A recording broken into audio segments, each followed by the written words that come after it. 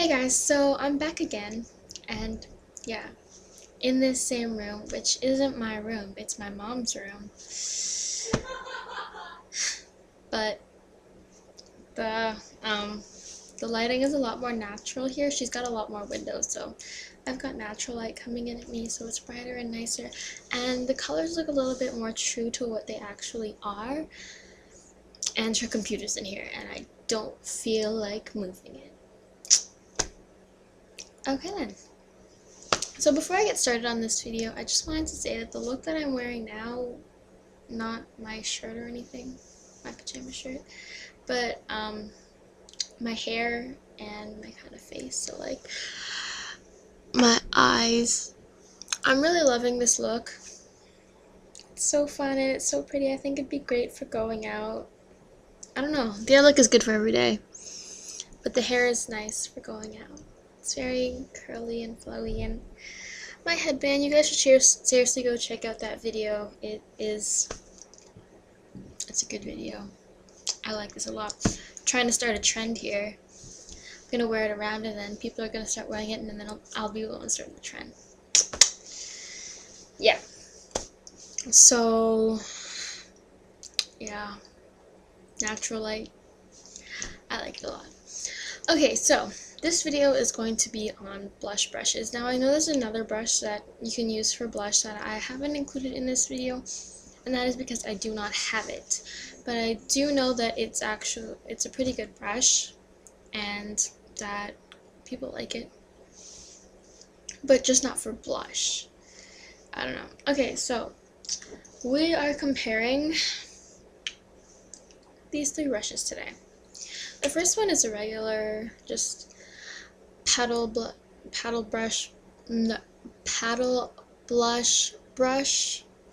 So this is actually like a paddle shape, but it's pretty fluffy because I work it out a lot.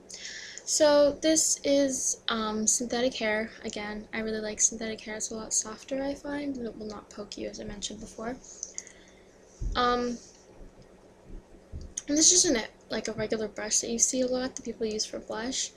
Now, what I find this is good for is this is good for the apples of your cheeks. It's great for applying colors to the apples of your cheeks and working it back. But then it's, yeah, it kind of packs on the color a little bit, but it's not too bad. It's pretty fluffy as well. So this is great for the apples of your cheeks. This one, the angled blush brush, which everyone knows or uses for contouring. And to be honest, that's the only thing I actually find that it's good for. Contouring your cheekbones, like here. That's actually the only thing that I find that it's actually really good for, because for applying blush here, it doesn't really do a nice job of applying it well. But then again, it's also personal preference. Like,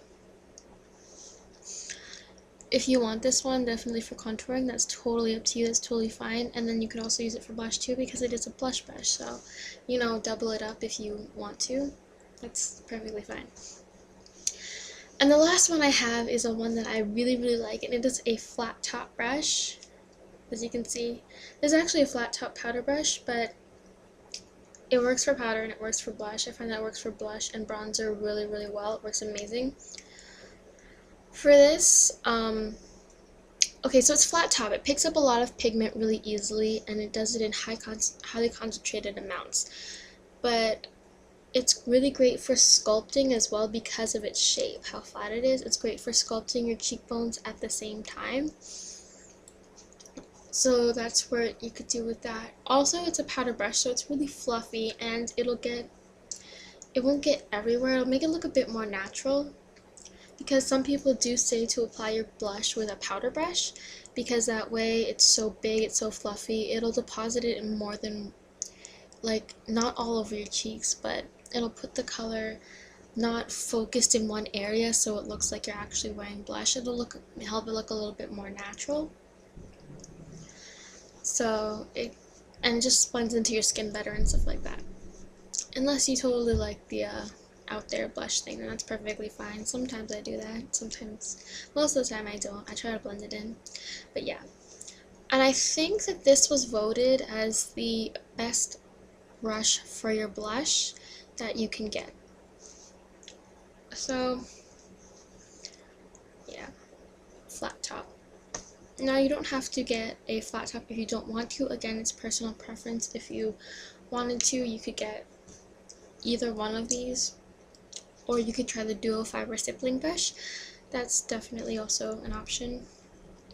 Personally, I like the flat top, but I do use this one a lot because I find that this flat top, because it's not actually a legit flat top. Yeah, I kind of cut it. That's bad. Don't do that. Don't ever do that. I was kind of being really stupid.